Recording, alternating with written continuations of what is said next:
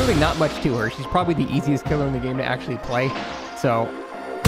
Don't worry, she's not a terribly difficult killer to pick up. She's arguably fairly easy to master as well. Skull Merchant sold me arsenic and killed my pets. Is that all you've got to say? Alright, friends and foes, survivors and killers.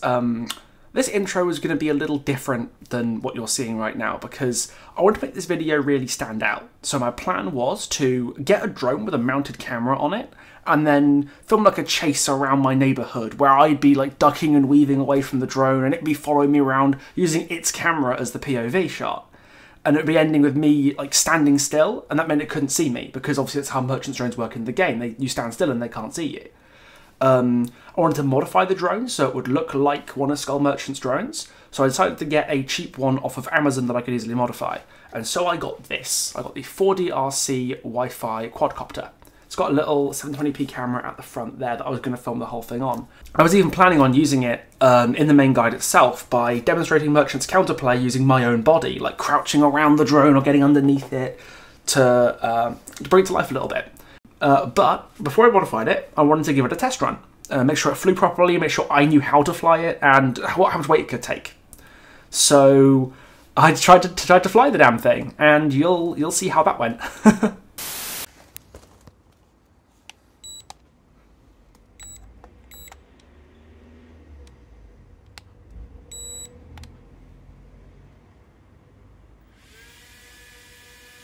Okay, so this has calibrated now. This should all be working fine, and now I'll press the automatic takeoff button to see if it flies. Is that all you've got to say? Yeah, so this thing is a hunk of garbage, not helped by my massive incompetence. The battery is incredibly heavy, the motors are for a pencil sharpener, so this thing does not get off the ground for more than a couple of seconds, and with zero precision and very little control. So yeah, I had to throw the whole intro idea away, because this thing is a piece of garbage. That's a bit awkward, so I guess we're just gonna... You can pretend. Okay, you can pretend that there was a nice, cool, flashy intro with me ducking and weaving around a drone to the cool music, which doesn't really fit now because of the... my cock up. Pretend there's a really cool intro there, just like imagine that what I said in your brain, and then we'll start the guide. Okay? Yeah, sorry about that.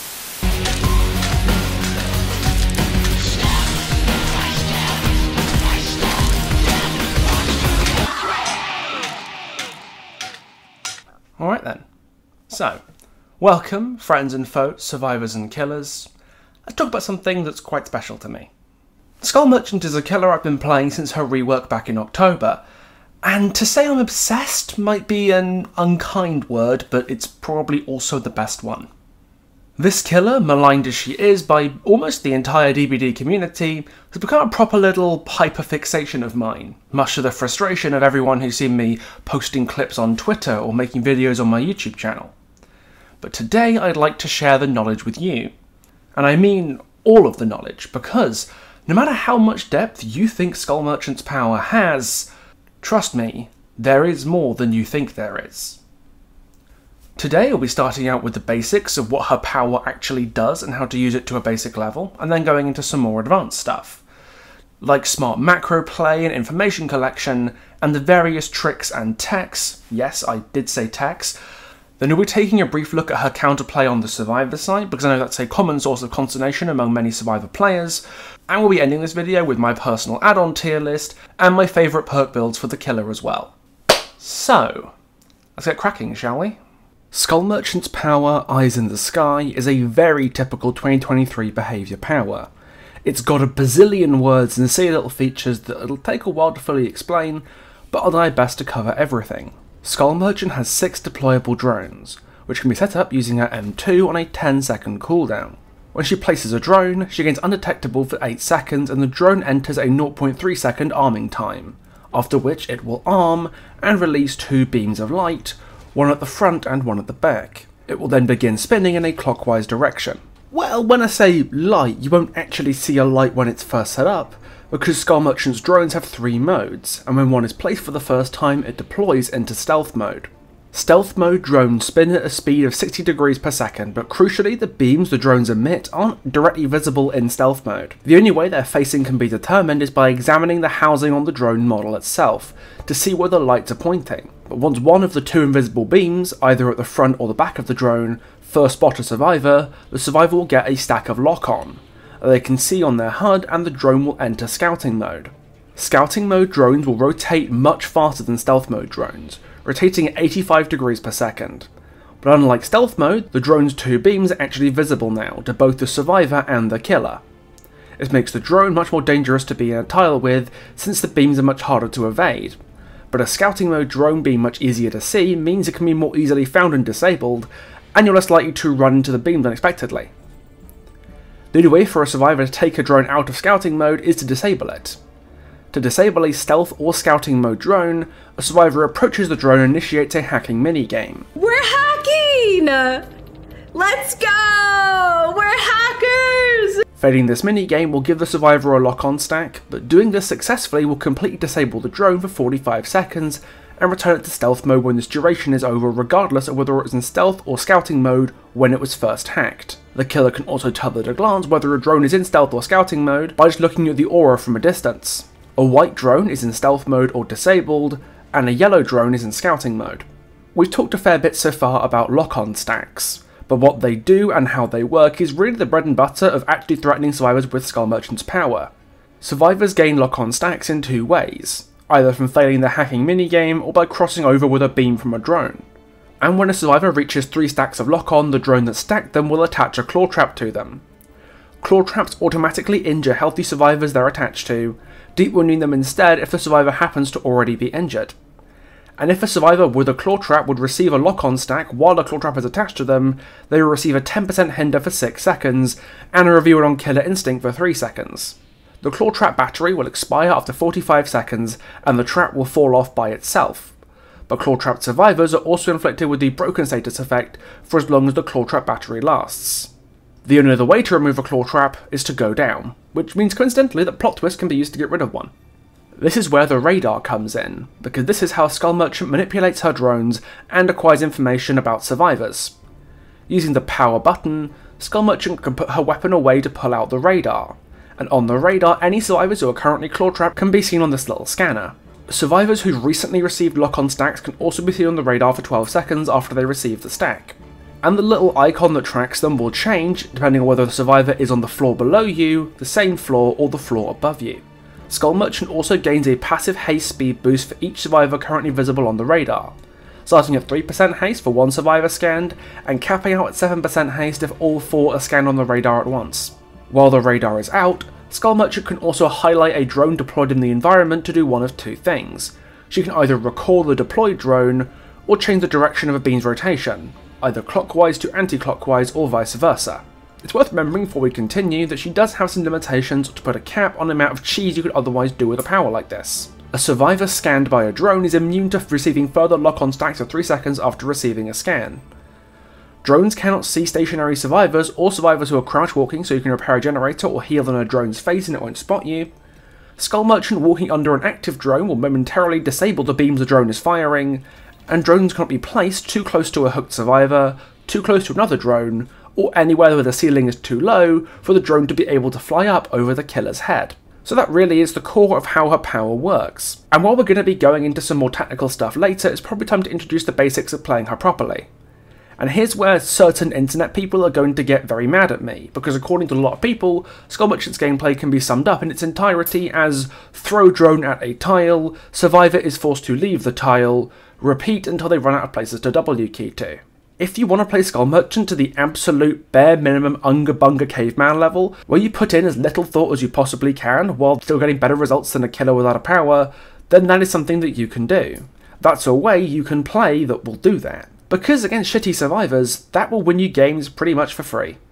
Due to how unpopular she is, and how little people seem to understand about her reworked state, survivors will inevitably play shitty against you more than they will against a more popular or intuitive killer. Survivors just play badly against Skull Merchant on average, and this means your margin for error is much higher than it is on other killers. But I do want you to bear something in mind. Against survivors who aren't, what's the word? How do I put this delicately? Total shit?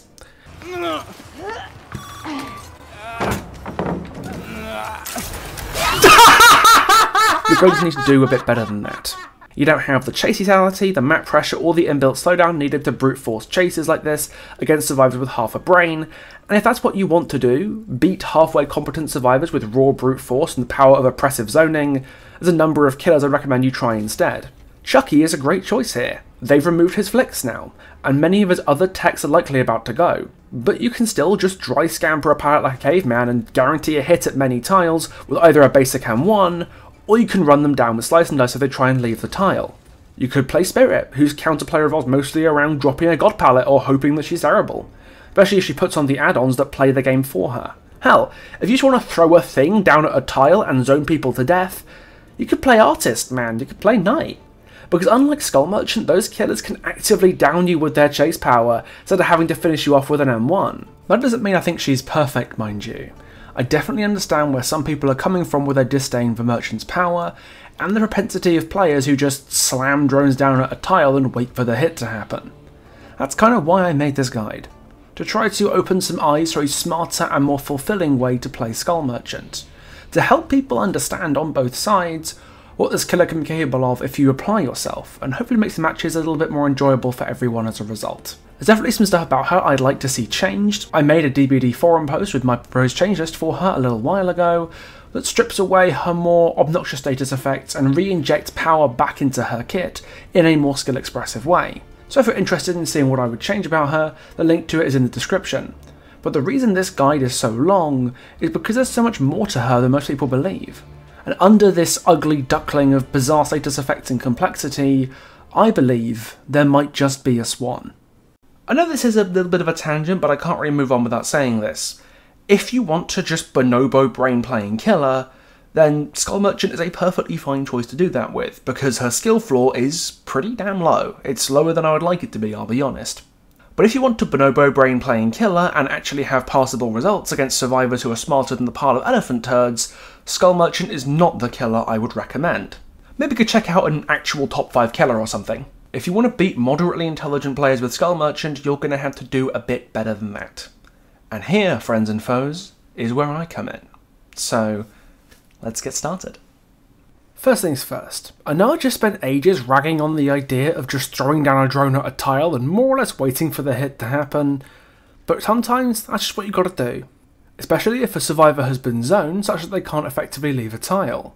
Notice a lot of Skull Merchant players just don't even try to rotate their drones in chase, but it's a very powerful tool to stack people up quickly and counter much of the manoeuvring survivors will try and do to avoid getting stacked in a tile. This is particularly useful once you memorise the scanline immunity windows, so that once a survivor is scanned for the first time, you can rotate the drone beam back into them to give them a second stack as soon as the 3 seconds has expired, or if you're using ultrasonic speaker, 2.25 seconds. Even if you never rotate the drones, you'll probably claw trap them eventually if you can keep them at the tile long enough, but rotating your drone at the right time to force survivors to run directly into a beam will make it happen much faster. That's a quicker health state, more haste for you, and a faster application of the hindered for them. Although it's worth remembering that deploying a drone and pulling the radar out both make you lose bloodlust, so spamming rotation isn't entirely without cost, but it is still definitely worth doing if you want to catch a survivor out who's playing around an LOS blocker or is running rings around you at a longer tile. But this is the bare minimum, this is the level 0 of Skull Merchant, and from here it starts to get a little interesting. If you want to play Skull Merchant properly, the first thing you need to understand is a pretty basic technique. Basic to the point, I probably wouldn't even call it a technique, but I just can't think of a better term for it. And it's something that I've called laser tagging. Remember what I said earlier about the deployment time of a drone being 0.3 seconds? Well, when you set a drone up, it spawns in a very consistent, fixed way. One beam of the drone will spawn exactly where you are facing at the moment you press the button, and the other beam on the back end of the drone will spawn exactly behind you in the opposite direction. This means you can place the drone's initial beams with exact precision, and with an arming time of just 0.3 seconds, you can place that beam directly on top of a survivor, or where a survivor is going to be in 0.3 seconds time, to instantly give them a lock-on stack as soon as the drone finishes deployment. This is called laser tagging, and it's called that because I came up with it, and nobody else plays this fucking killer, so nobody gets to stop me calling shit whatever I want. But yeah, laser tagging gives Skull Merchant a pretty consistent way of getting stacks on survivors quickly, because now rather than having to hope the survivor commits to the tile long enough for you to force a stack, you can proactively, with a little bit of aim and leading your target, just smack them with one almost instantly. This to me is the bread and butter of chasing with Skull Merchant. Actively trying to laser tag players is how you add consistency and lethality to an otherwise somewhat inconsistent and slow killer. But learning to do it can be a little unintuitive because she has a couple of curiosities and limitations that other mid-range beam-style Odin killers don't have, like Xenomorph, Nemesis or Pyramid Head. The first thing is that unlike Xeno or Nemi who can linger their M2's hitbox around obstacles, or Pyramid Head who can flick his M2 or just shoot it through walls, Skull Merchant's beam obeys line of sight rules and has to commit to the exact direction she's facing when she puts the drone up. She can't adjust the aim between deploying the drone and the attack going off. Well, she probably isn't supposed to, but that rule has a little bit of flexibility, but let's not talk about that for now, that's for much later in the video. This means that leading your target a bit is more necessary to land the hit than it is for the other zoners, and let me describe it like this. Skull Merchant's delay between pressing M2 and the drone turning on is almost the exact same amount of time as a delay between Xenomorph's tail attack button being pressed and the attack fully going off and hitting the survivor. So imagine you're playing Xenomorph and every time you pressed your M2, you immediately stopped moving and you couldn't turn your camera until the tail attack finished. That's what laser tagging is from the point of view of a drone. It goes up and you can't adjust it once it's gone up. However, the beam does stay up and start to turn once it's armed, so there's a good chance that even if you don't get the instant tag, that a survivor will get tagged shortly after, so you're not punished as much for missing as say a Xenomorph would, but it is still worth going for the laser tag. Since missing, even by a tiny margin, gives survivors wiggle room to leave a tile, find an LOS blocker, or otherwise waste your time and punish you for the miss. One mistake I made a lot when getting used to laser tagging properly is that you've got to keep moving and you can't stand still while you're trying to do this. Remember what I said earlier about the drone deactivating if you're walking under it? That can fuck your attempt to laser tag if you don't remember to get out from under the drone you've just deployed.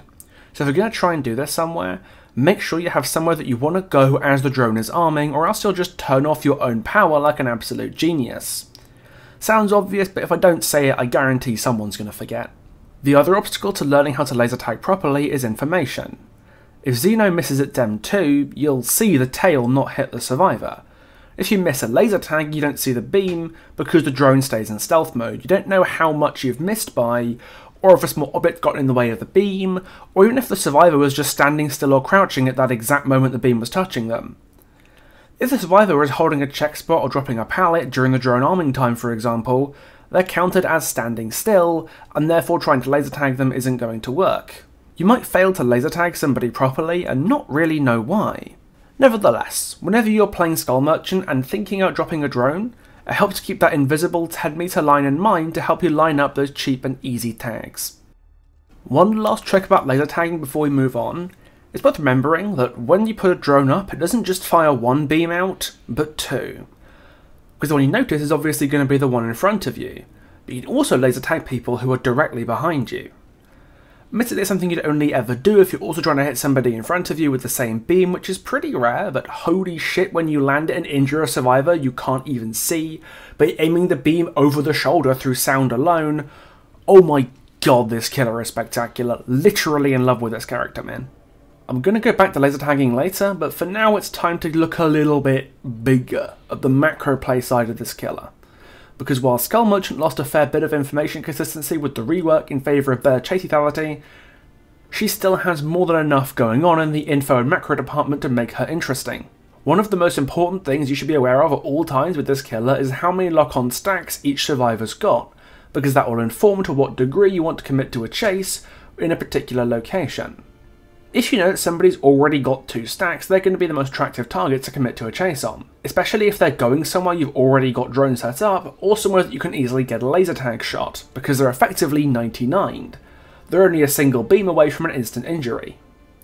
It helps that while the killer can't tell exactly how many lock-on stacks the survivors have got, you can quite obviously tell who's got no stacks and who's got a full claw trap. So the only thing that you need to keep track of is whether the person here who's marked but not claw trapped has got 1 stack or 2.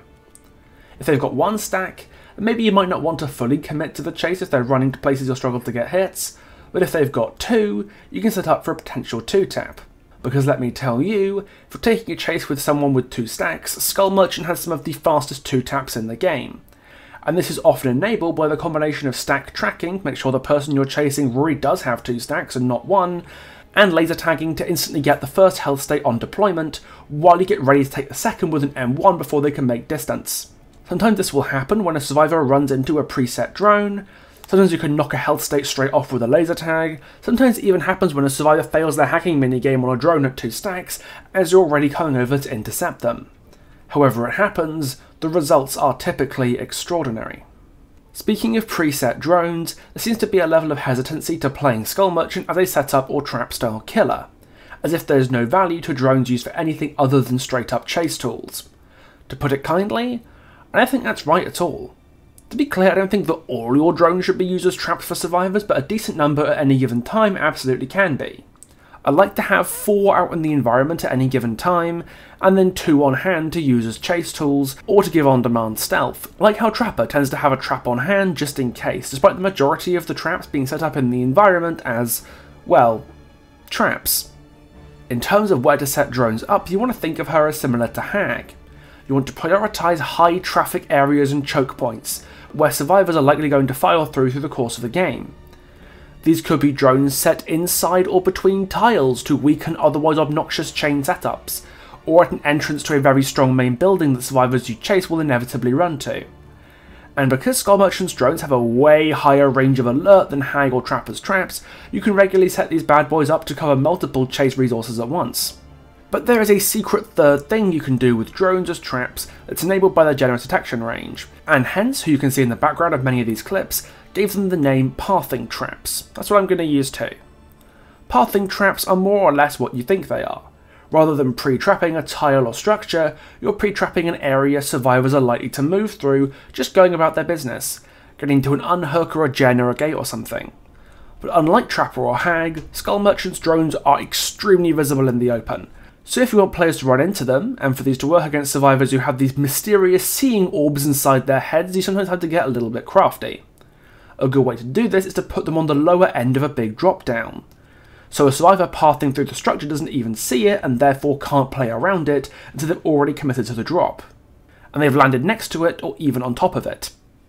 But if that isn't your speed, I find it useful to think of myself in the survivor's third-person camera and imagine myself moving to do the thing you'd expect them to do, pathing to a hook or a gen or something from a particular direction and place the drone accordingly. Finding an angle where a survivor won't see a drone in the air until they're already basically next to it is more valuable than it might first appear because it forces survivors to be actively looking for the ring on the ground at all times to let them know that they're near a drone.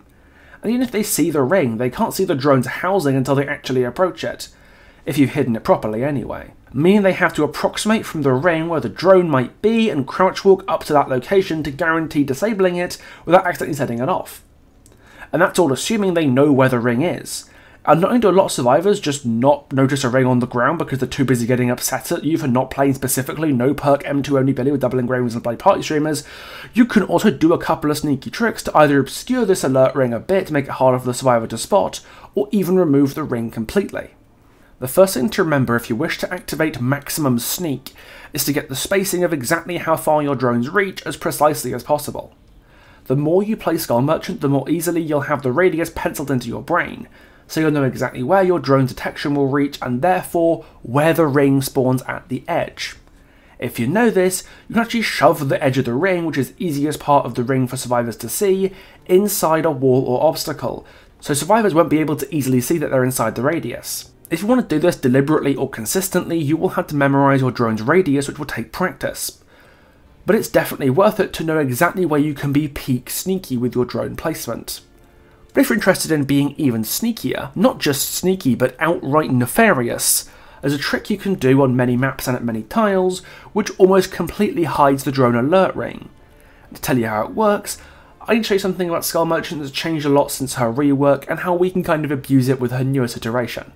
Original Skull Merchant's drones didn't have the scan and detection system they have now when they were active. The lock-on progress was tracked whenever you were in the drone's radius area, regardless of things like LOS or whether you were moving or not, and this effect worked through floors, making her a menace on tight multi-floor maps like Midwich. This means that the alert ring was similarly placed through floors.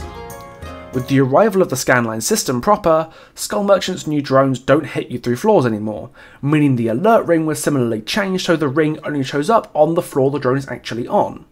But at any map section with slight to medium elevation like a flight of stairs or a ramp, this is a system that Skull Merchant can have some fun with, shall we say. If you can find a section of ground with about half a floor's worth of elevation, you can place the drone on top of that elevation, and the ring will attempt to project itself on the half floor elevation level the drone was placed on, and nowhere else. Meaning that most of where the drone beams can actually see you aren't where the drone detection rings will actually try to project, meaning the survivor can get scanned by a drone without receiving any indication they can be scanned. It's really nasty, and it's more applicable than you think, given you can do this to stairs and hay bales and many bits of main buildings and really all sorts of opportunities. Here are a few of my personal favourites. Dead Dog Saloon's notoriously strong main building might have my favourite drone spot in the entire game. If you jump up on the table with the body on it and then put a drone directly on top of the corpse, it'll cover both floors of the entire inside of the building. The beams reach both floors, all 3 windows, and its elevation gives it some extra utility. Because the drone is higher than the first floor but lower than the second floor, the drone ring won't show properly on either floor, and to disable it, a survivor basically has to drop down on top of the drone, which puts them at serious risk of getting a claw trap. It's stealthy, it's high coverage, and it's almost impossible to disarm. This drone makes a very safe main building into a very unsafe one indeed. Placing a drone in the tube bath on Hawkins gives a similar effect. Most of the rotation of the drone is blocked by the wall, which is a little bit unfortunate, but it still covers a decent area of that little loop, and if you're chasing there you can rotate the drone through it to make sure that it scans a survivor as they run past. This drone is always impossible to spot and even harder to disarm, because once again, you have to drop down on top of it to take it out, meaning you'll probably get a claw trap in the process. Ormond is another example of a strong main building that suddenly becomes a lot less strong when an appropriate drone is placed. If you place a drone on this flight of stairs here at this angle, it can cover most of the walkway up to the pallet at the top, and cover a decent chunk of the room downstairs as well, or making the ring really hard to see regardless of which floor you're on. Someone doing main building gen can probably keep this drone disabled, but if it stays up, it makes taking chase in Ormond main building something you might actually want to do sometimes, which is a pleasant change really. Gideon's room of safety rapidly becomes a room of massive unsafety with a similar drone placement. If you place it a little bit up these steps here, it'll cover most of the room, while again making the ring very difficult to see unless you're up there next to it. Because gens don't spawn in here, it means survivors are unlikely to be going through here unless they're trying to loop it, in which case they're going to have to deal with the drone being able to see them basically everywhere in the room. A lot of survivors pass straight to this room because of the 2 strong pallets into the drop down to the bathroom with 2 more strong pallets, but suffice to say, especially if they're healthy, they will definitely regret that. Any flight of stairs with slats between the steps and maybe a loopable tile or a pallet on the other side of those stairs can be used to this effect as well. Classic examples here are Ironworks of Misery, which often has a small pallet that spawns underneath the flight of stairs on the outside, and Mother's Dwelling, where the steps that lead up to the main gen often have a pallet or window that spawns vaguely underneath them. You can put the drone on the stairs to cover the pallet or loopable resource on the other side, and the elevation from the stairs means that they can't see the ring, meaning the odds of them walking straight into the drone that will hit them through the stairs is almost a certainty. They can't see the ring and they can't see the drone. Good luck avoiding that, especially if you're paying attention and can rotate the beam directly into them. Probably the most outrageous one I found though has to be on Haddonfield. Certain houses on Haddonfield will spawn with these windows, not like DBD vaulting windows, but actual windows that will either have shattered or open blinds in them. Drones can, and do, hit survivors who are outside of the house through those windows. One house like this is guaranteed to spawn in any Haddonfield loadout, but 2 of them can spawn. And putting this inside the house, right up against the wall as close as you can get, will not only let it hit through the window and hit somebody on the outside, but can also protect a decent amount of the inside of the house too. These houses usually have 1 or 2 window vaults along this wall, and the drone can block at least one of them off, as well as covering the back of the house should anyone try and enter from the rear. This is almost never catching somebody randomly, you're almost always going to have to rotate the drone into somebody to chasing them into this area, but the inside of the house is higher than the outside, so the elevation trick still works here, and if you can catch somebody off guard with this, dear god does it feel good. Almost every map has some spots like this, and some have a shit ton, so I'm not going to sit around and go through all of them right now because that will double the length of this goddamn video, but go in customs, experiment, lab with some friends, have some fun with it and test it out. Because maps change all the time, and one thing I tell you now could be valid or invalid at a later date. but hopefully these will give you some crafty spots to test it out for yourself. If we're going to use the sliding scale of Skull Merchant related tricks and techniques, I think drone elevation tricks and using perspective and spacing to disguise your pathing traps probably sits around the middle. It's definitely got more depth than like basic laser tagging or trapping tiles, but there's also a lot more interesting stuff you can do with this killer if you're looking for it. There's one more thing to bear in mind when handling survivors of Skull Merchant, and that's her unique ability to remotely injure survivors without them being able to expect it. If you can see someone in the distance going to disable a drone, you can rotate it at the right time to catch them out if they try to avoid the beams, and potentially snag yourself a free injure across the map, nothing but a little dribble of game sense, some decent timing, and a button press. But it gets extra greasy when you remember that a survivor getting injured gives them the post-hit speed boost, which shoots them forward in the direction they're currently going in, whether they want to be or not. Someone who doesn't expect that they're about to get injured can find themselves non-consensually propelled forwards at the speed of sound, right into wherever you want them to be, and there are moments when this can be used to your advantage. Take the situation here, when this Rebecca gets unhooked in the basement. Thanks to Yunjin holding your claw trap and the second Rebecca having healed just a couple of seconds ago, it's logical to assume that the survivor in the basement right now is Jeff. And because I've been keeping track of everybody's stacks all game, I happen to know that Jeff has exactly 2. If I wanted, I could just bamboozle the shack window to make playing it impossible and force an instant shack pallet drop, or maybe take the open door and try to M1 Jeff as they pass towards the window or the pallet. But since we know that Jeff's at 2 stacks, we could do better than this. If Jeff was to get injured as he got to the top of basement stairs, his speed boost as he holds W up the stairs would shoot him forwards towards the open door without the pallet or window that he would otherwise probably path towards. So with this information, what we should do is 1. Make sure we path towards the basement door instead of bamboozling the shack window, and 2. Rotate the stealth mode drone that's already in shack in such a way the beam crosses over the top of the staircase at the exact moment Jeff will reach the top. So, let's go.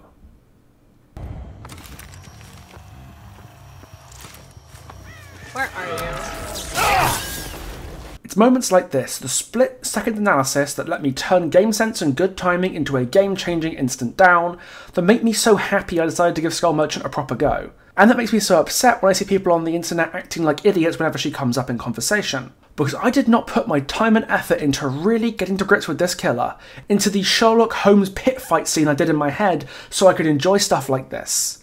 To have P100 Wraith players who spent 1,000 hours missing swings into pallets tell me that my killer is too brain dead for them. To see people who know absolutely the square root of jack shit about the killer that I have a full-time job complaining about, act like they know more about her than I do. By all means, legitimate criticism is very healthy and cool and good. I do it myself plenty enough. But the degree of animosity towards this killer and the people who play her is totally out of proportion and comes from a completely misguided and misinformed place. So if this describes you, I have a request for you. You can either make the effort to learn more and engage with the killer and her player base on a reasonable ground, where you understand that just because you don't like the killer personally, that doesn't mean that she's completely brainless and her player base is full of ontologically evil sadists. Or you can accept that no, you don't know everything, and you shut the fuck up about stuff you clearly don't understand, and get out of my fucking way. Of course, a huge amount of people are just going to keep whining about her anyway. I accepted that they're never going to stop. But I'm sorry, if you can't even make the effort to understand the character you're bitching about 24/7, then you have nothing of value to say to me, or to anyone else. It really is just that simple. Right, yeah, that was a bit, het up, wasn't it? Sorry about that little diatribe, I just had to get it off my chest. A lot of people take their, displeasure at Skull Merchant way too seriously and make it way too personal, and after 5 months of it, I'm just sort of done with their shit. Odds are the subjects of this rant would never even watch this video anyway, so it's probably not even getting to them. So yeah, sorry about that. Let's get back to the guide. I think now would be a good time perhaps for me to thank some people without whom this guide may never have happened, or who at least gave me some vital encouragement and guidance to make it. Really, I want to thank everyone who gave me the time of day on this killer, who listened to my ramblings and watched my clips, and just let me cook about the most hated killer in Dead by Daylight. Especially my personal friends who've put up with me during this time. You guys are the real ones. I specifically like to thank Hens for actually coming to me about the character and talking about what she's got going on and keeping an open mind about everything. But the big one I'd like to thank here, and I don't think anyone's going to see this coming, is Aaron, because without him, I might never have gotten hooked on this killer to begin with. Those of you who remember the back and forth videos I had with Scott Jund back when Skull Merchant's PTB was out, might remember this clip. This was my first ever Skull Merchant 2 tap, this Anon mode near, and it felt amazing. It was like cocaine. It was like that crumbly cheese with the cranberries in it. It was awesome, and I needed more of it. And that's what I've been doing since October. I've been trying to recapture that, largely successfully. That moment showed me that this killer might actually have something interesting going on, and I couldn't have been happier to be proven right. Well, I always like being proven right, but especially in this case. So imagine my surprise when a viewer adds me on Twitter with Aaron's new video about the time that PTB came out, and in amidst his talking I can see a very familiar Skull Merchant, and a moment that looks very, very familiar indeed. Oh, she's actually going for me. Oh, I run into a... Wait, what happened? You guys are going to have to comment down below what happened there, because I did not catch it. I guess... Aaron, thank you so much for that moment that got me hooked on Skull Merchant ever since. Without you, without that, there's no guarantee I would have stuck with this killer for as long as it took me to discover everything else in this guide, everything else that I have to tell you. So thank you, Aaron, for making this happen, for making me love Skull Merchant properly. Something that I'm sure fills you with joy, no doubt. I know this was a very big tangent, but I couldn't think of anywhere else to put this, so I guess we're back to guiding, I suppose. Before we start moving a little bit higher up the scale with some more advanced stuff, I want to talk briefly about information collection, because while gathering info is definitely less emphasised in Skull Merchant's new kit compared to her old one, there's still plenty of inherent info collection in her kit, and you can use it in ways that you couldn't before. If you keep track of how many stacks everybody's got at any given time, that can give you valuable pieces of information when someone runs into a drone beam, not just where they are, but who they might be, even if the HUD won't help you. Take the situation here for example. You're wandering around, somebody trips a drone, you pull the radar out so you can find them, but the HUD hasn't changed. Nobody has gone from 0 stacks to 1, and nobody has gotten a claw trap. So that means it has to be one of these two survivors. If you aren't tracking stacks, you have no way of knowing, you're making an educated guess. But let's say you have been, you know that before the drone went off, this person only had 1 stack, but this person had 2. If the person who already had 2 stacks had tripped the drone, they'd have had a claw trap by now, so you'd know it logically isn't them. By process of elimination, you can work out that the person who set the drone off must be this person here. So from one person setting a drone off, you can not only check out where they are on the radar, but you can quickly deduce who they are, and that they've got 2 stacks, which may inform a decision to chase them or not. Pathing traps, and especially the elevation trick, will significantly increase the odds of a survivor running into a drone outside of chase, and giving you free info and a faster chase when you do get round to them. You'll notice in the matches I play for background footage of this video, I've got lock-on stacks or a claw trap on most of the players most of the time, and it's because my sneaky drone positioning keeps a steady stream of survivors from taking lock-on stacks and information, because even outside of chase, survivors find themselves taking stacks from drones they never expected. But even if they spot and disable your drones, that can still be a valuable piece of information. While a survivor disabling a drone doesn't give you a direct prompt that it's happened, pulling the radar out and having a look around can tell you where survivors are trying to break your toys. One thing that slipped in between Skull Merchant's PTB and live release was the drone rotation mechanic, which obviously makes her chase and trap potential much higher, since you can adjust the rotation to collide the beam with survivors, but that also has an added informational benefit. The prompt on screen to rotate the drone will only appear if the drone is either in scouting mode or in stealth mode, meaning if you highlight a drone and see that the rotate prompt is missing, you know it's been disabled, and there's probably a survivor creature in the area who took it down, so that can inform you even if you don't have the person tracked.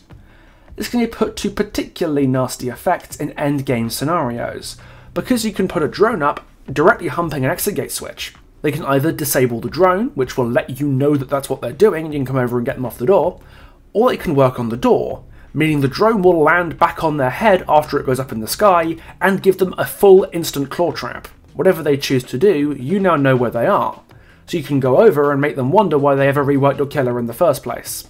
There's a reason I don't run info perks on Skull Merchant, because even though perks like Ultimate Weapon, Discordance and even her own teachable perk Thwack aren't bad on her, I find myself with enough constant information from my power that I hardly ever find myself needing more information than I've already got. Her information certainly isn't as consistent as it used to be, and truth be told, giving her constant, consistent and uncounterable short-range information collection was one of the major tools that made her 3-gen so obnoxious, so it's probably a good thing her power budget was reallocated elsewhere. It's worth remembering that she certainly has more agency to use information properly than she did before though.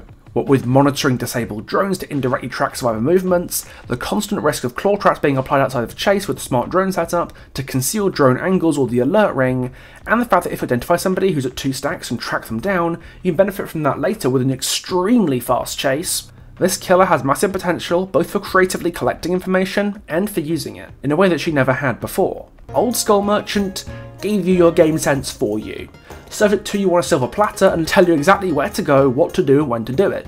But New Skull Merchant lets you weaponize the game sense you've already got, and that leads to much more interesting and in-depth gameplay on both sides, at least in my opinion. So with that in mind about Skull Merchant's information and macro play, I want to go back to something mechanical and talk once more about laser tagging, but this time we're gonna level it up a bit. Laser tagging is all well and good when you can use it as a xenomorph style zappy beam zoning attack, but what if we could use it for a little bit more than that? It genuinely surprises me how few people have cottoned on to the fact that a very small laser beam that spawns virtually instantly can be aimed with 100% accuracy with no travel time and only needs 3 centimeters of light to hit a survivor to give them a lock-on stack, can be leveraged as a tool of absolute surgical precision.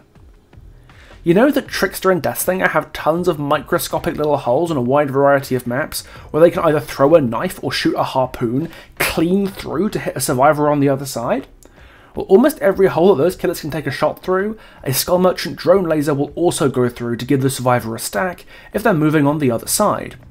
And this serves 2 separate functions to a discerning Skull Merchant player.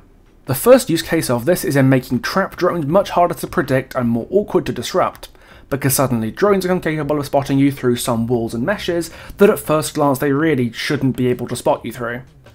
The classic spot for this is most flights of stairs. Almost every flight of stairs in DPD is made of individual steps, with gaps of empty space between those steps, as opposed to the stairs you might typically find in your house. They're connected together completely with no gaps in between the stairs. While killers like Deathslinger or Trickster have projectiles that are too big to get between these steps, Skull Merchant does not have this limitation, and a drone placed behind these stairs will almost certainly see you as you run up or down them, especially if you rotate the drone into them as they get to it. The same goes the other way as well.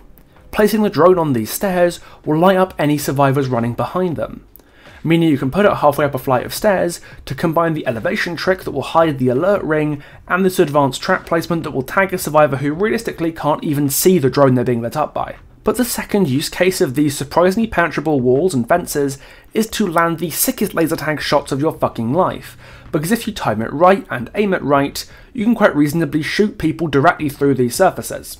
It's easiest by far on mesh or other perforated structures like the Gideon wire boxes, those ramps on Shelter Woods main building, and of course stairs if you can get yourself into position to zap people through them.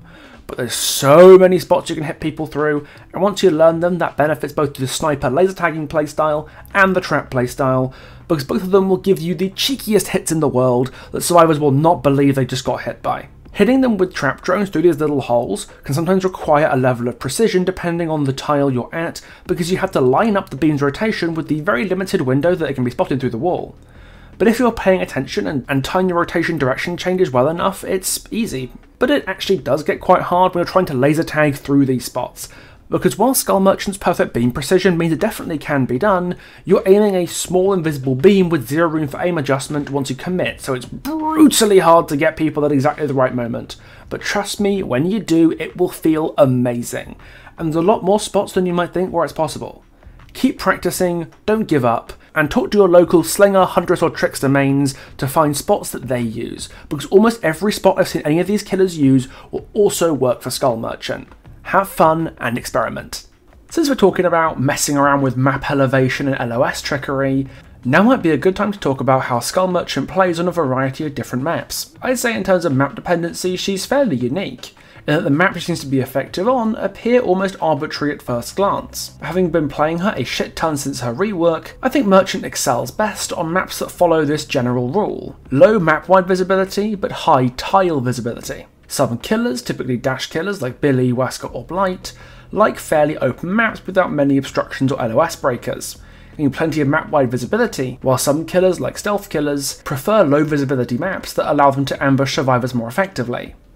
Ranged killers like Huntress might prefer maps with lower tiles that you can shoot over, while standard M1s like Clown or Sadako might prefer maps with less visibility in the tiles themselves because the obstructions can allow them to mind game survivors who can't see them. Skull Merchant, similar to other immobile mid-range zoning killers like Deathsting, Xenomorph or Nemesis, prefer maps with plenty of LOS breakers at medium to long range, because she can't really deal with survivors holding W in a straight line in the open away from her. She relies on Undetectable as her only real gap closer and counter to pre-running into the open. And maps where survivors can see her coming a mile away tend to make this, ineffective. But if a map has too little visibility in the tiles, her drones have limited use, because if they can't see you, she's not going to be able to rack up lock-on stacks or go for a laser tag shot. She'll have to play it more like a standard M1. But Merchant has a twist in the tail. As a trap killer who can take particular advantage of map elevation or with tiles with holes in them that a drone can peek through more profitably than a player can, there are certain maps you wouldn't think would be good for a glorified M1 killer that she really comes to life on. Due to how unbelievably tiny her drone beams are, a tile that looks low visibility can still be perforated by a drone through these tiny gaps, something that, say, Slinger or Huntress can't do. Playing Skull Merchant on these sorts of maps gets me feeling like Tech Knight in Gen V, just wandering around living my life, but then I see a random little hole somewhere, my brain just goes, maybe I can use that. An example of a great Skull Merchant map that you wouldn't necessarily expect is Mother's Dwelling.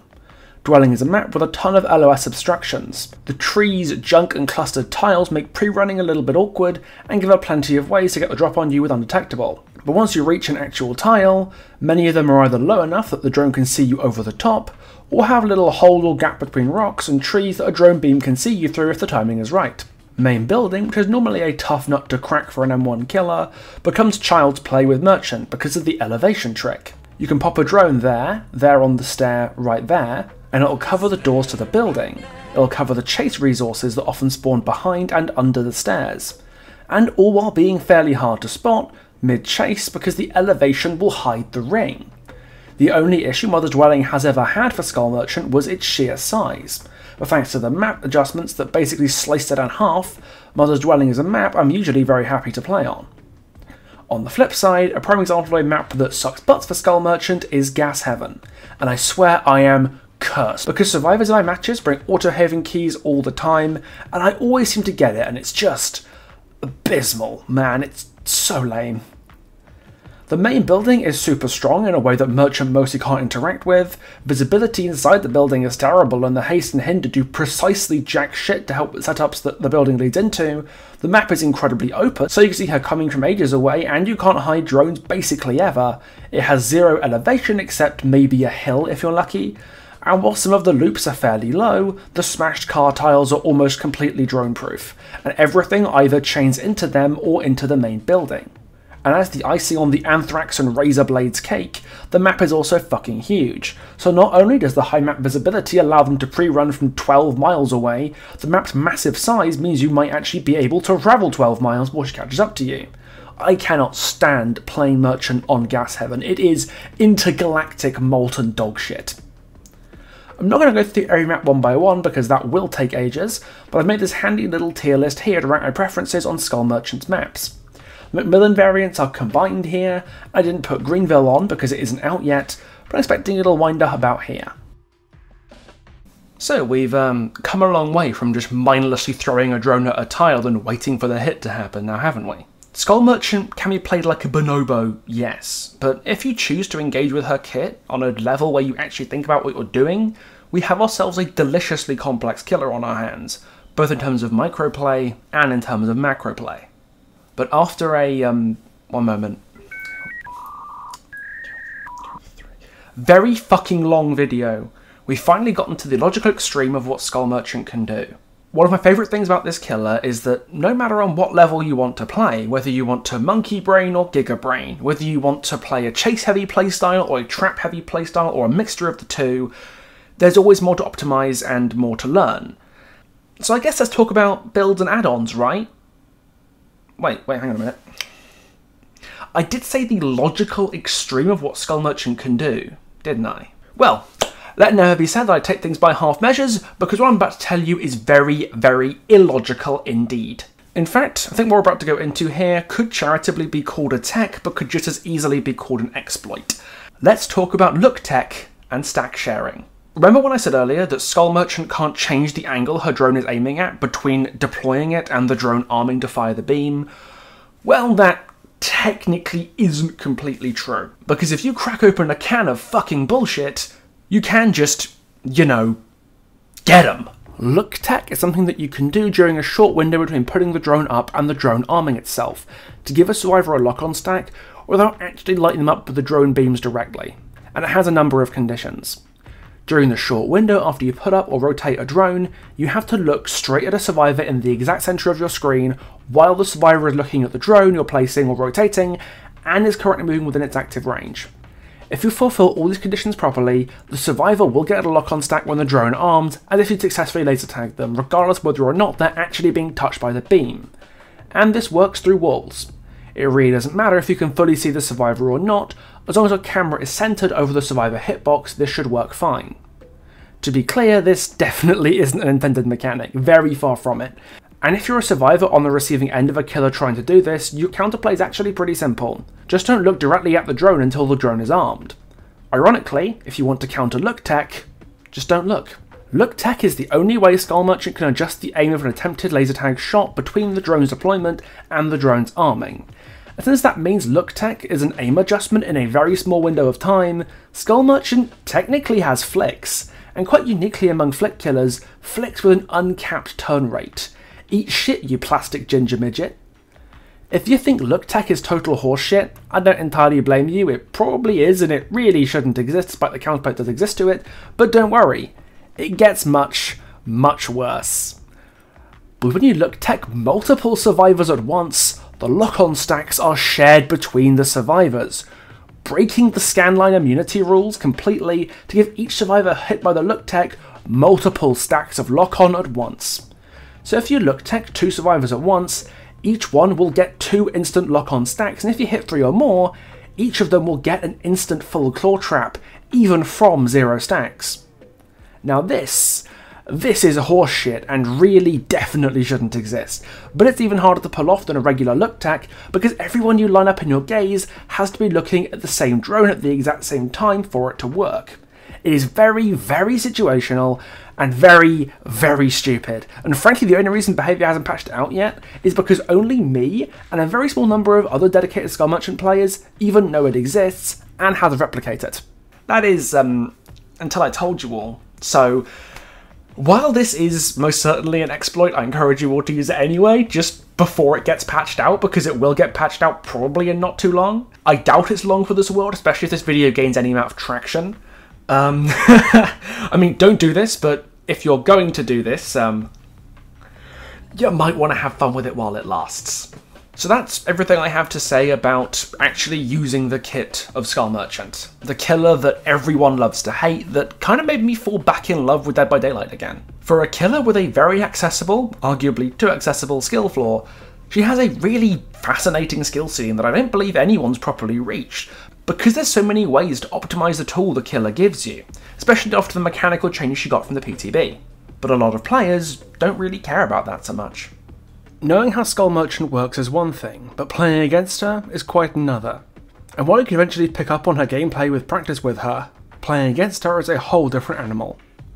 Between the fact that stealth drones by necessity do not show you the beams you're getting tagged by until you get hit by them, the killer's rampant unpopularity in every sense of the word, and the fact that she's not long off the back of a pretty massive transformative rework that render most of the knowledge that you had about old Skull Merchant almost completely useless, I don't entirely blame players for not understanding how she works, and therefore how to counter her, especially if they're a more casual player who doesn't keep up with these things.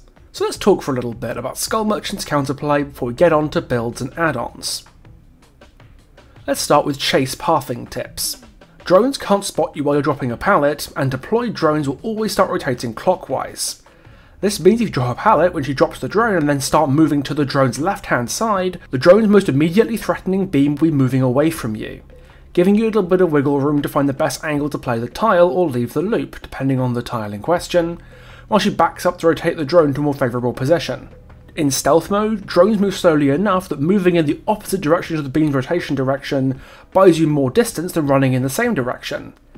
Since once a beam passes, you'll be able to move sideways before the other beam catches up to you. Tailgating a beam moving the same way as it on the other hand, or result in you running into the back of the beam more often than not. In scouting mode, the opposite is true. Trying to run the opposite direction to the rotation will run you into the other beam most of the time, so you're better off tailgating of one of the two beams and running in the same direction as it whenever you can get away with it. A drone in stealth mode is way less valuable as a chase tool than a drone in scouting mode because of this massive speed difference. But regardless, any LOS breakers you can keep between yourself and the drone are your friend here. If you're worried she's going to rotate the beam back into you, keep an eye on her, see if she pulls the radar out, because if you can predict it, you might be able to stand still at the perfect time and have the beam pass right over you. Especially if the drone is in scouting mode and the beam's moving quickly, it might just fly right past you and barely lose you any distance if you choose to stand still. Worth noting though, she can just spam the rotation to force you to do this over and over again, so this has limited value. Maybe once in a chase if you're lucky, but remember, a lot of merchants don't even spend their drones in the first place, so your mileage may vary on this one. Once you've been scanned, you have a 3-second window before you can be scanned again, 2.25 with the ultrasonic speaker. You can use this time to unzone yourself after eating a stack. Even if this means running directly into the drone, you won't get a stack if you're still in this immunity window. And as of the Alan Wake mid-chapter, this just got a lot easier. Now a survivor will see a scouting mode drone's beams in white instead of the normal orange if they're either standing still, crouch walking, or in that 3-second immunity window. This should make it absolutely clear whether or not a drone should be able to see you and you should get a stack. And the icing on the cake is that if you get scanned and notice that the white drone beams last a little bit shorter than you'd expect, that's a clear visual tell that she's running ultrasonic speaker, a very powerful and common add-on that you really ought to know to play around. While you're healthy, the first 2 stacks of lock-on don't really matter, it's only the third one that gets you. If she's chasing you at 0 or 1 stack, eating a stack is vastly preferable to getting M1'd. You can play tiles pretty much normally, avoiding stacks where you can, but always avoid M1s until you reach 2 stacks. If she's trying to 2-tap you to the point of refusing to M1 at all instead of trying to force a beam hit while you're already at 2 stacks, at any time you can just stand still or start crouch walking right in front of her, because at the end of the day, you can choose whether or not the drone sees you. If she's super close to you and you don't have a resource to play around, you're going to lose the health state regardless. But standing still or crouching to force her to M1 you means she's wasted all the time that she spent getting the 2 stacks on you because she's just M1ing you anyway. You're not claw trapped, she has to sit through the M1 cooldown, it's like her power didn't really do anything at all. If she's trying to do this and you're at less than 2 stacks, she's probably made a mistake somewhere and thinks you're at more stacks than you actually are at, so while avoiding the stack would be preferable, you can just let her do it if the alternative is getting hit, because all that she's doing is putting her power on cooldown and wasting her own time, when at that distance, she could just M1 you and get the health state much quicker. If I'm at 2 stacks, she's about to get the health state and I'm not going to get 2-tapped, the question I ask myself is this: would I rather stand still and force the M1 at 2 stacks, or allow myself to receive a full claw trap? And the answer to that question depends entirely on the state of the game. If the chase I'm leading the Skull Merchant on is away from important generators that my team is doing, or I have a very strong setup I think I can run her out for a while, even if I do get hindered once or twice, I will typically choose receiving a claw trap over getting M1'd, because then the Skull Merchant is encouraged to commit to the chase with me, and is punished if she doesn't. If she commits, she'll be able to use the tracking, haste and hinder to her fullest. If she doesn't, it leaves me to protect her gens, what a normal killer should be doing in these circumstances. The claw trap will fall off, meaning I'll be back at 0 stacks and free to reset without fear once the trap falls off. However, if I want the Skull Merchant to leave me, say I'm on Death Hook or something, or have a pretty shite tile to work with, I will force the M1 instead, because that means I will get more distance from forcing her to go through the weapon wipe cooldown, I can make the chase last longer, and I've kind of made her waste the time that she spent getting me to 2 stacks in the first place. If you force an M1 at 2 stacks, she might just drop you after you take the hit, because once you're at 2 stacks you effectively can't reset safely. Even if you do, she can just throw a drone up and injure you again. So if you want the merchant to leave you rather than committing to you, that might give her enough incentive to get off your ass and do something more important, and if she doesn't, she'll be punished for it by the extra distance you get from the M1 and the delay in getting that claw trap on you. If you already have 1 or 2 stacks while you're injured, getting yourself claw trapped outside of chase can be useful to stop yourself losing your health state or getting hindered later. find yourself somewhere relatively safe to be, maybe a distant generator, one with good line of sight so you can see her coming, or a strong setup where you can run her for a while if she comes for you. Find the nearest drone to it, and grab that claw trap. Once you have 2 stacks, resetting becomes a very dangerous affair, since she could instant injure you once you've got 2 stacks anyway. Taking your claw trap outside of chase to set your stacks back to 0 will let you eventually reset safely. If you're wondering about how effective Skull Merchant's haste is, MFT gives you the same speed as her built-in haste gives her if a single survivor is visible on the radar. This boost lasts for 12 seconds if it's a regular scan, or if the survivor is on the radar because the claw trap is attached, the haste will last until the claw trap is removed. Remember though, deploying a drone or pulling out the radar to rotate or recall one makes her lose any bloodlust she has. So while she might be going faster if she pulls a drone out to mark you, she'll still have cost herself any bloodlust to do it. Meaning she might actually have less distance on you than she'd otherwise have, because even Bloodlust 1 gives you more movement speed than her base kit haste does. As for playing while claw trapped, I have one very, very important piece of advice. Do not try to hide. She will find you. I need to repeat that. Do not try to hide. She will find you. Distortion will not save you. Calm Spirit will not save you. Not even lockers will save you. I will say it one more time. Do not try to hide. She will find you. So, if she's chasing you, play for the stun instead of greeting. If the pallet is dropped without stunning her, she can fairly easily force hindered and down you at many shorter tiles, or deny you the distance to make it to the next one. If you stun her, you'll be able to leave the tile, unless you're running into a dead zone. Getting hindered probably won't prevent you from making the next resource. Standing still at an undropped pallet forces her to commit to a direction if she wants that down. Since the drone can't see you, she'll have to force a pallet out as a regular M1. She might try and mind game you undetectable to get this hit, but this is the best way to get the stun while you're claw trapped, if you're not confident that you can play the pallet through the hinder. This will force the pallet out pretty much instantly, so do this sparingly, but if it's a shitty little filler, then that stun is good enough. Let's be honest, if it's a shitty filler, you probably have to camp, stun and run anyway, but Skull Merchant is particularly punishing if you try to greed while holding a claw trap. There is a twist to this if you're deep wounded. Whenever you're standing still or crouching to force her to M1 you while you're deep wounded, mend while standing still. Hopefully that shouldn't need saying, but you never know. Between the 10% hinder and 3% plus haste she gets from you being claw trapped, you should think of playing a tile locked down by a drone while claw trapped as playing against Clown. The speed difference with our add-ons is 13%, or a little bit more for Skull Merchant, and 15% for a Clown bottle. So if you're an experienced survivor with enough matches against Clown up your sleeve to understand your spacing, that will help you learn your limits while claw trapped. And let's talk about crouching or standing still mid-chase. The longer the tile, the more options you'll have to be able to crouch or pause mid-chase to avoid lock-on stacks, since logically in those tiles, you'll be further from the Skull Merchant at any given time. You shouldn't try this to avoid every lock-on stack, but if you've got the distance to spare, without being M1, there's no harm in doing it. It's not always something that you should do, but it's always something that you can do. I've seen survivors doing this to body block to great effect. Skull Merchant's often pretty good against players trying to take hits for their teammates because the drones scythe through your first health state so effectively, but standing still or crouch walking in such a way that the killer can't get to your teammate is a really solid way of circumventing this problem. Skull Merchant's chase, in my opinion, is very transactional.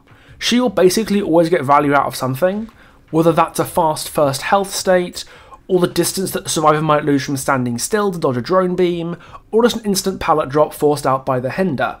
But while she will always get something, it really is up to you what you give her. You can always just choose for the drone not to hit you. You can always choose to drop the pallet early. Skull Merchant is a killer who makes you make difficult decisions in chase, but ultimately, making the right decision is entirely on you. Now I've gone over her counterplay, let's talk about something that I almost feel shouldn't need to be said after a video this long, but I suppose we still ought to. Skull Merchant's counterplay outside of chase and breaking a Skull Merchant 3-gen. Let me make something completely clear here. If you think Skull Merchant hasn't changed from her old iteration, you really need to either play more against new Skull Merchant, or you clearly didn't play enough against old Skull Merchant, Or maybe you just suck at breaking 3 gens in general, because if new merchants try to play the game like they did with old merchants, they really should be losing very, very badly. And if you want proof of that, check out the recent Skull Merchant sets for Outrun the Fog between Totem Touchers and Prism. The killer for Totem Touchers tried to play 3-gen merchant in the old style, and they didn't get their only hook of the match until after all the gens were done. A far cry from an hour-long game against the best Survivor team in the world. I do feel kind of bad for the Skull Merchant player here, but if nothing else, it proves that 3-gen Merchant is about as dead as Survivor YouTube content after Spine Chill Resilience got nerfed. Because old Skull Merchant had constant, perfect information on her gens that made her virtually uncounterable in a 3-gen situation, and new Merchant has many more limitations that the survivors can use to deny her ability to hold 3-gen. And there really isn't that much to it once you bear this important maxim in mind. Her drones cannot spot you if you are standing still or if you're crouch walking.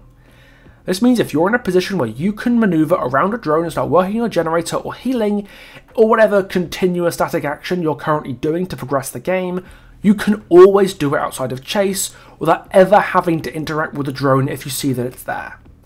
And that might be a wise thing to do in a lot of circumstances because, as I said before, Skull Merchant can actually tell, if he's paying attention that is, whether a drone has been disabled or not. So if you want to deny her information, don't disable drones unless you have to. Keep them up, and she will have to manually inspect her gens. This does mean that you'll have to be a little bit careful as to how you get off the gen if she does come to force you away from it, but that isn't really a big deal by itself. She goes undetectable fairly frequently, so do what you do against a Wraith or a Sadako trying to hold that 3-gen. Find the best LOS you can, and constantly keep an eye open so you can see where she's coming from. Once you do see her and know when she's about to get to that gen, you can start worrying about any drones you might have on that gen. Stealth mode drones rotate very slowly, so it isn't hard to maneuver yourself in such a way that you can get off the gen without the drone stacking you if you just pay attention to the orientation of the little lights on the housing when you want to get off it. Oh, and one last important thing. If you are disabling drones, which I would highly recommend you do, if you're trapping up powerful main building setups or trying to weaken strong chain tiles, the drone will be out of commission for 45 seconds. That is exactly half the time it takes to complete a solo generator. So if you're doing a gen by yourself, pay attention to somebody else doing one on the HUD, or just play enough Survivor to know how long a solo gen takes, that's a really handy rule of thumb to let you know it's time to go back and turn it off again. Just a little way to help you keep track of when the drones will reactivate if you can't see them. So that's Skull Merchant. How to play her, how to play against her. And I hope if nothing else this video has at least been enlightening for you. There's been this massive, overwhelming narrative from basically everyone that Skull Merchant is a killer with essentially zero depth, and I hope it's fairly clear now, 8,000 words into this guide, holy shit, that is not the case. She's not perfect. I firmly believe DBD only has one perfect killer whose base kit I would not change in the slightest. But to the people who are all like, give her another rework! Old Merchant was healthier. She just plays the same as she used to. I'm sorry, but what planet are you on? Let me tell you, literally none of the gameplay or counterplay I've described in this video so far, not a single jot of it applied to Old Skull Merchant, not one word. She's so massively, desperately, obviously unlike anything that Old Merchant used to be. If anything, she's more like a Legion meets Hag meets Xenomorph meets Clown meets Ghostface and fuck it, she's just Skull Merchant, okay? She's just Skull Merchant, and I would not have it any other way. So, you want to play Skull Merchant? Well, we all make mistakes. But if you're interested in picking her up and having some fun farming DC because you dared to load into the same match as the survivors, you're going to need a build to take advantage of her strengths and work around her weaknesses. Fortunately, as an M1 killer who both has plenty of and capitalises well on information, Skull Merchant has a larger than average amount of perk diversity. Pretty much any perks that work well on a standard M1 work well on her. But I find myself steering clear of most if not all info perks, because at the end of the day, I don't need them. Skull Merchant gives you all the information you need without perks to help you. That isn't to say that some info perks don't work really well for her. I'm actually a big fan of scream perks like Ultimate Weapon, Face the Darkness and Thwack, because forcing survivors to scream while they're disabling a drone means they automatically fail the hacking minigame and get a stack. Meaning you can feasibly injure players with Ultimate Weapon or Thwack procs at the perfect moment. It's so much fun to time it perfectly, I recommend trying it out at least once. But in terms of fairly serious builds for the Skull Merchanting Killer, I have two builds I tend to oscillate between, and both are built around trying to get quick and nasty 2-taps. Getting 2-taps with Skull Merchant is genuinely the most fun you can have with a killer to me, and it's also a very effective way to tip a game in your favour, and hands down the best perk to do it with is the only good perk to come in the Roots of Dread chapter: Dissolution. Dissolution breaks a pallet if a survivor vaults it within your terror radius for 30 seconds after a survivor loses a health state, by any means. And it is properly greasy on Skull Merchant, because when a drone injures someone, it activates. Since getting injured by a drone does not cause Skull Merchant to go through the post-hit cooldown that a hit from a normal attack does, and unlike Knight's Guards, you tend to get injured by drones inside a tile itself, the ability to break a pallet when you claw trap a survivor totally eats their distance, and allows you to follow up with a 3% haste bonus almost immediately after they lose their first health state. In effect, the drone gets the first health state, and Dissolution serves a second one to you on a silver platter like a butler. It's fantastic, and if you're looking for an exceptionally unpleasant perk that has special synergy on Skull Merchant, Dissolution really is the cream of the crop.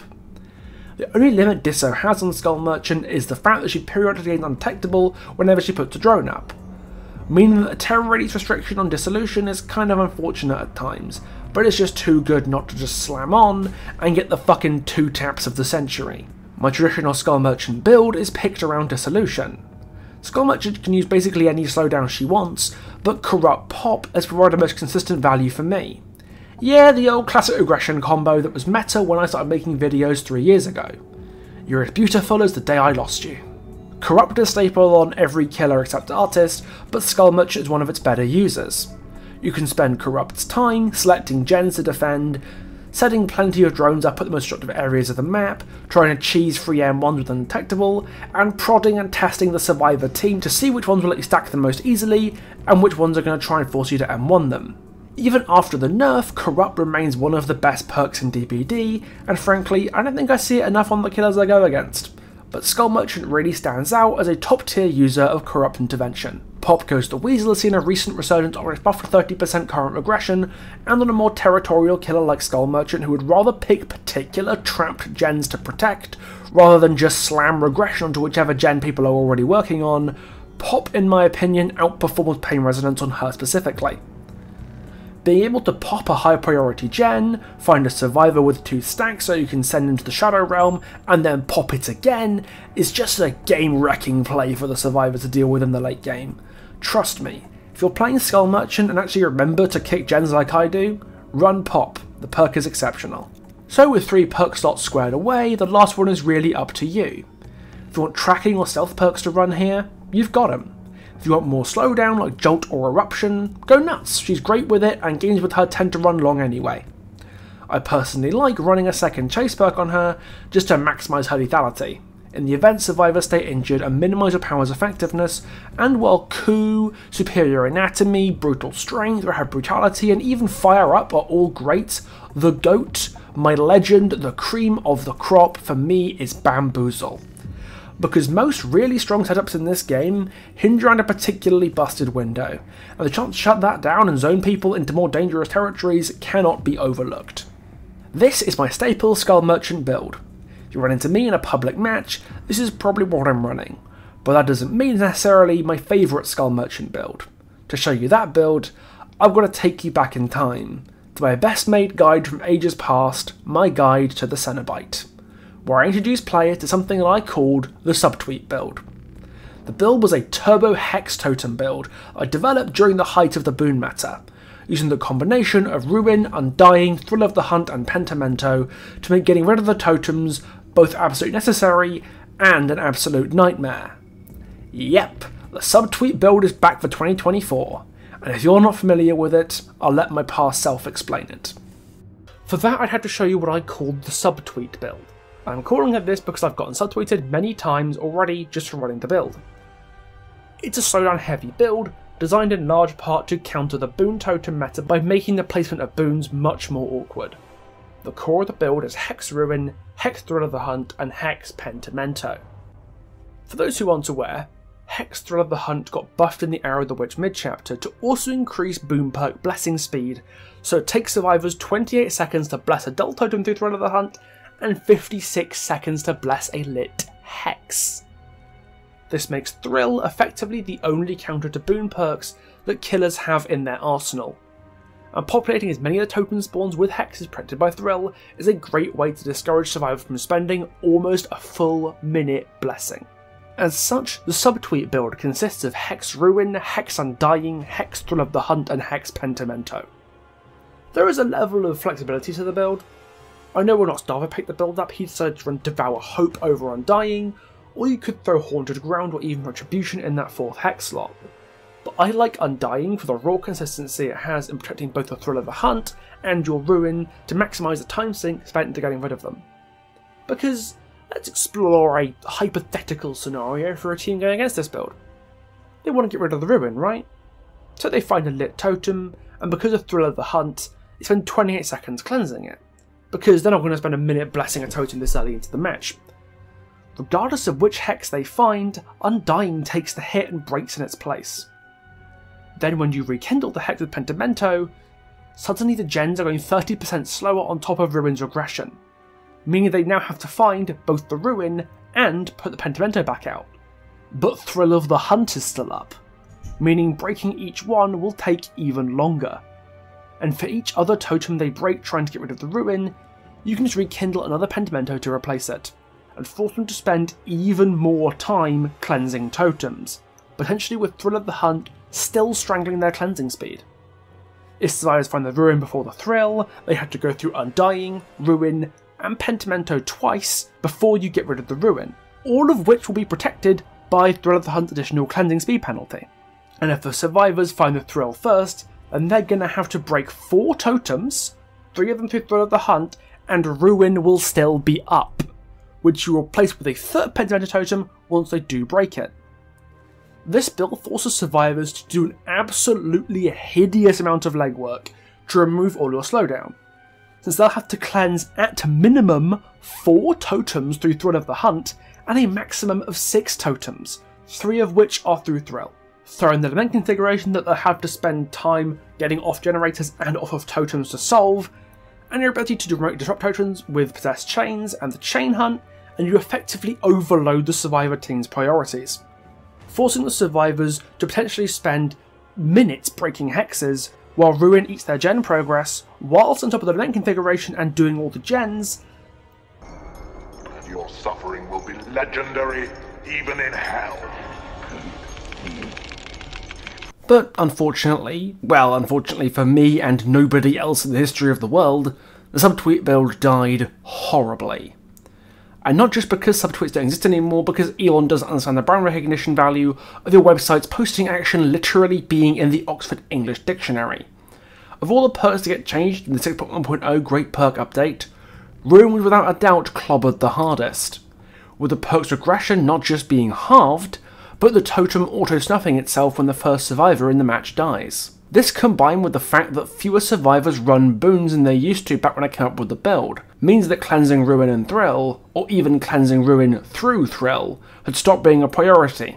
If they can't easily cleanse the Ruin, they'd often just leave it up, since its impact on the match is literally half of what it used to be, and as soon as someone dies the perk would get rid of itself anyway. The core perk in the build, the only reason you had to cleanse the totems, was dead, and thus the build had kind of sat in ignominy ever since. Until recently, because the buff to Hex Ruin in the Alan Wake mid-chapter has given the build a new lease of life. After the buff, Ruin still has the fairly insignificant 100% gen regression speed instead of the beastly 200% it used to have, but the big drawback that took the perk out of commission, the fact that it would self-destruct once a survivor dies, has now been reverted. This is not a terribly big deal if you wanted to run Ruin as an independent gen regression perk, because the fact that it disables your ability to kick a gen until it goes away means that actually effective regression like Pop Goes the Weasel on Eruption won't work until they get rid of your totem. Ruin is still not a great perk, but I think the revert gives it a place in dedicated hex builds again like the SUBTWEET build. Put it this way, the reason old Ruin was so good in that build is that as soon as you knew about it, you had to get rid of it. If you left it up, it would wreck your gen progress at a rate of knots, forcing you to get off your ass and look for it, allowing you to eat your progress even faster while you were off the gens. New Ruin does not have that immediacy, but sooner rather than later, the survivors will still have to get rid of it. Because while 4 survivors can handle the regression of 100% Ruin on their gens, 3 survivors are going to start to really struggle. Before the revert, they'd never have to. The perk would go away once 1 survivor was killed. But if someone dies with 1 or 2 gens left on the match, as is fairly common, and Ruin is still active, they're really going to have to fight through it to get the last gens done. You countered pre-patch Ruin by ignoring it and letting the problem solve itself, but you counter new Ruin by finding it in the early game and taking it out before it becomes a problem for you later. Which lets your Thrill and Pentimento start doing their things, and the build will really start to come to life. Which leaves the 4th perk slot, because here things start to get interesting when you look at a Hex build relating specifically to Skull Merchant. Dissolution is not Skull Merchant's only 2-tap perk. Hex Blood Favor enables Skull Merchant to 2-tap almost as often as Dissolution does. Someone gets injured by a drone and they can no longer use their nearest pallet, meaning they're in a Shift W fight with you while the perk expires, or your 3% haste combined with a lack of post-hit weapon wipe lets you close the distance for the down. And unlike Dissolution, this perk is not TR dependent, so it works nicely with laser tagging. But it is a Hex, which is of course a massive liability because a Hex can just go poof. It's a higher priority Hex to break on almost any killer, but on Skull Merchant you just can't allow it to stay up. Which is why sliding it into your build as a keystone must cleanse Hex perk makes so much sense on Skull Merchant, because much like Old Ruin, you just have to take it out immediately. It has to go if you want chases to have any meaningful amount of time, meaning they waste the time through Thrill to kill it in the first place, and then have to go back and take out the Pentimento it leaves behind, once again, through Thrill. The fun part about this build is it's very flexible depending on what killer you're playing and how you like to play them. As long as you have the formula of 2 payload hexes, Thrill and Pentimento, you can't really go wrong. Undying is a fine pick here to keep your other payload hex like Ruin or Blood Favor around for longer, but I've found far more success with another payload hex in that slot instead to really punish survivors for not going out of their way to do bones. Ruin can be the choice here, but Devour Hope is also a perfect inclusion. Devour is a really fun perk that ratchets up the tension of the mid game, but frankly, I don't see as much as I would like to because, well, it's a hex. One that doesn't really do anything in the early game, and is about as fragile as my ego. But you can give it the resilience of Thrill of the Hunt to make cleansing it into a real chore. With Pentimento as an extra punishment for doing so, and a total of 3 lit totems in the match at once at the start of the game, to add a bit of extra RNG protection for your Devour, and this old perk can really show you some neat new tricks. Between crouch walking around disabling drones, mending deep wounds, her glut of information that keeps you where you need to be, and her requirement to get you resetting constantly whenever you're at less than 2 stacks, Skull Merchant is a pretty good killer at wasting survivors' time, although not to the degree of passive slowdown killers like Wesker or Pinhead, and the ticking clock represented by Devour as just another mental load to survivors, especially if Blood Favor is still up when Devour starts to get value. Where we're going, we don't need regression. The obligation to cleanse totems turning into a secondary objective due to Thrill eating your time up, the rain of debuffs from Pentimento, and the extremely fast chases that Blood Favor and Devour can get you are all the pressure you need. Although I'd recommend kicking any gens you can find while Pentimento is active, because each second the gen spends regressing is more time they'll have to spend with Pentimento slowing them down. This build is so much fun, especially on Skull Merchant because of her exceptional ability to use Blood Favor, and because using trap drones effectively can let you disrupt survivors as they run around the map on their way to cleanse your totems. The old Totem Merchant strat of dropping drones directly on top of a totem is less powerful than it used to be, but trapping the path survivors will take to check your totem spots is still very powerful and can be a great early warning system that your totem is being fucked with, so you can protect it before they break it through Thrill of the Hunt. There is one other build I want to talk about though, and it ties in with my last video section covering add-ons. A build around what has rapidly become my all-time favourite ultra rare add-ons on any character. The Iridescent Unpublished Manuscript. Eerie Manuscript is a textbook example of a janky but strong build around Eerie add-on. Whenever a survivor takes out one of your drones, you get undetectable 15 seconds, and the drone inherits your terror radius for that time. This applies all your terror radius effects, except ones that modify it slightly like Distressing and Monitor and Abuse. If you're running Coulrophobia, Dissolution, Ultimate Weapon, Septic Touch, or even Starstruck, these will all apply to the terror radius your drones emit, and this is prime material for an enterprising killer to build around. When I run Eerie Manuscript, I tend to run it with Coulrophobia, Ultimate Weapon, and the Pain Resonance Deadman Switch combo. since being able to pop ultimate weapon and scream someone off a generator from across the map with DMS after they took a drone down at long range is absolutely spectacular. And dropping Kuro's healing debuff on a slugged survivor to make pickups really awkward should frankly be considered a health and safety hazard. This add-on is one of her better ones, deeply transformative and leads to some really interesting builds that I highly recommend taking a crack at it. And this brings me, last but not least, to Skull Merchant's add-ons, and for the most part they're fairly mundane. She doesn't really have any insanely broken add-ons, there's no adrenaline vials or tombstone pieces here, but with a very few notable exceptions they're all at least usable, and you'll notice their impact on matches most of the time. Here is my Skull Merchant add-on tier list, and as you'll notice it aligns pretty closely with Otz's recommended add-on purchases for newer players. Ultrasonic Speaker is hands down her best add-on. Reducing the scanline immunity window to just 2.25 seconds is a game changer that lets you punish survivors far more effectively by giving them 2 stacks where otherwise they'd have just gotten 1 a huge amount of the time. If they're looking to nerf an aspect of Skull Merchant, like removing her stacking haste bonuses for example, but wanted to compensate her because at the end of the day she's not exactly a top tier killer to begin with, I think making Speaker base kit would be a good place to start, because Speaker feels borderline mandatory on her to give her the lethality that she'll otherwise struggle with. Before I look into where I'd argue with Otz though, there's one thing I really want to clarify. Despite doing similar things and appearing very similar on paper, Vital Targeting Processor, her green hindered add-on, is by far and away a better add-on than Randomized Strobes, her purple hindered add-on, and that's because of how the two of them apply their bonuses respectively. VTP cranks up the hinder a survivor is hit by when a drone lights them up from 10% to 13%, while Strobe makes that 10% hinder last an extra second, 7 seconds instead of 6. If you crunch the numbers over 7 seconds, Vital Targeting Processor and Randomized Strobes give the survivors about the same amount of distance as one another, with a whole 2 cm distance in the favour of Vital Targeting Processor.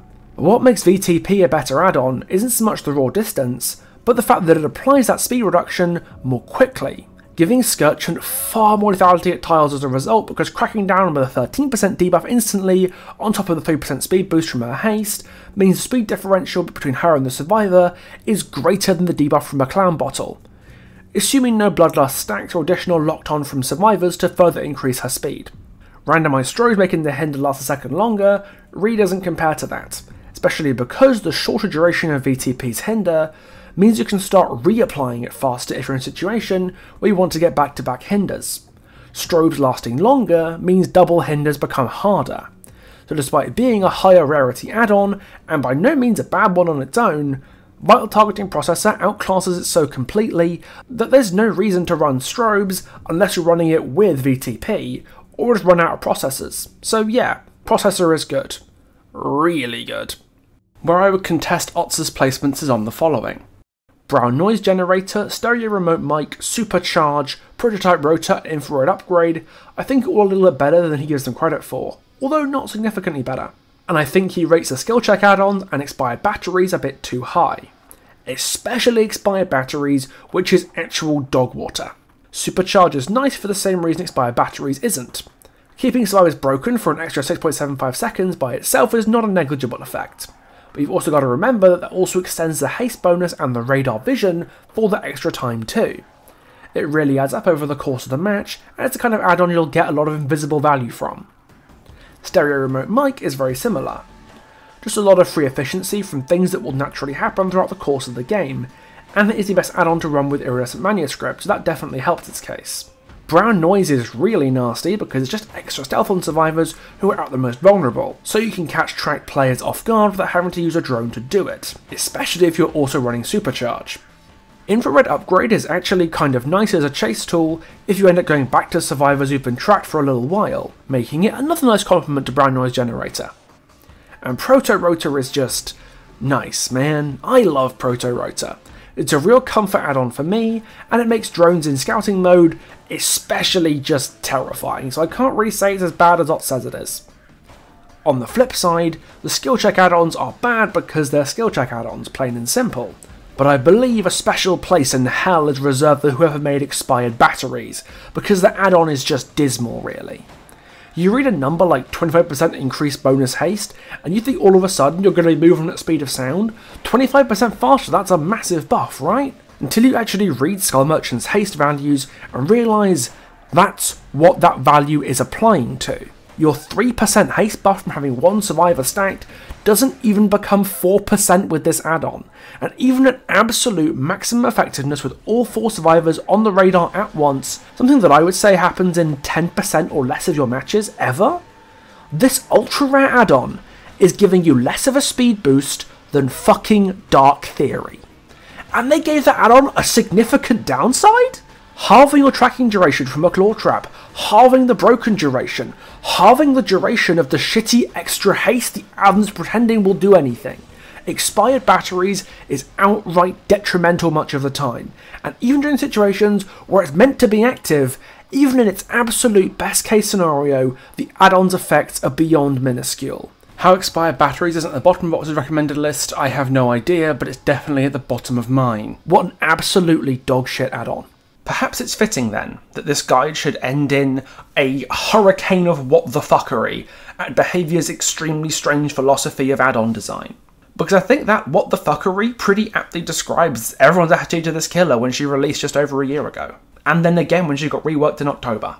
I went into this guide with the hope of changing some minds, convincing the community at large that when the funny drone lady is concerned, there's so much more that meets the eye. But there's one more thing I felt the need to discuss before wrapping this video up. Let's say for a second that what you've seen in this video has convinced you. I've won you over, you're a wannabe Skull Merchant player and you want to learn everything. Laser tagging, all the sneaky little spots, look tech, the works. And I honestly wish you the best of luck for it. But there is one other obstacle you'll have to overcome, and that's her reputation. I've noticed a recurring anecdote among players who say that Skull Merchants in their matches are known for lots of BMing, camping or tunnelling, bleeding people out for shits and giggles, and just generally being unsportsmanlike, even outside of the context of their killer's power. And I want to weigh in on that because there's a genuinely earnest belief that merchant players are like the spawn of Satan, but I think there's a very good reason for that. It's an unfortunate catch-22. Skull Merchant's reputation is absolutely rancid in this community, meaning that a large chunk of her player base will naturally consist of people who want that reputation. There are exceptions, myself included, but when a killer is reviled to the degree that Skull Merchant is, that reputation will put off a lot of normal players and encourage players who actively want to make survivors miserable. It's a vicious cycle. The bad reputation brings in players who revel in that bad reputation and drives away folks who don't want it, which makes the reputation even worse as these bad actors saturate the player base. Reminds me of the racist Bubba problem when the Smartface cosmetic was around. Smartface players gained a reputation for targeting black creators or players of black characters. So before long, many of the people who used the mask were doing it with the sole intention of doing just that. Bad reputation breeding bad actors who fuel the bad reputation. And by being the old man standing up in the Church of Skull Merchant, you will be tarred and feathered with her bad reputation, whether you want to be or not. Let me tell you that experience does get under your skin over time, especially if you're as big an advocate for her as I am, and you will get a lot of shit for it. I can teach you techs and tricks and counterplay and builds and whatever else, but I don't have a clean solution to the people who hear the word Skull Merchant and treat it like a bull seeing a red cape, or a Blight player hearing the word bath time. The best thing you can really do is let it pass through you. I'm certainly guilty of letting things get to me sometimes. My little outburst earlier is a testament to that. But I've been trying to get better at it, and take the hordes of extremely angry gamers on the chin as best I can. Don't play into it, it'll only make things worse for everybody else, although it would certainly be helped if the hyperbolic community figures and creators seem to have a hate boner for a character they don't really understand and often don't want to, cooled it down a touch. Because at the end of the day, the more they cultivate the reputation of merchant players being ontologically evil sadists who just play the killer because they want an easy match or want to make survivors mad, the more likely it becomes that that will align with reality. This video should demonstrate that I don't think this killer's design is unsalvageable. Very, very far from it. If anything, there's a lot of stuff going on here that's really interesting and exciting, and that makes the killer exceedingly replayable. She's not perfect, but she's brilliant. But even though the killer is far from unfixable, I think her reputation probably is. At the end of the day, I'm just one guy making a really long video. I can't change the entire community's perception of a killer by myself, no matter how much I want to. And that's so unfortunate, because if you're willing to really engage with this killer, to really sink your teeth into whatever this killer has to offer, it tastes a lot better than it looks. This killer has genuinely and earnestly reignited my love to play Dead by Daylight again, and that hasn't happened for a very long time. I just want to share that love with as many of you as I can, with whoever is willing to listen. And if you've stuck around with me for this well over an hour length of video, I just want to say thank you for hearing me out. And I do earnestly hope you've learned something valuable. If you've walked away from this video knowing a bit more than you used to, if you find yourself seeing something you want to try out perhaps, if you've started to love this killer just a fraction of the amount that I do, I can rest easy. Best of luck in the fog, and I do mean it.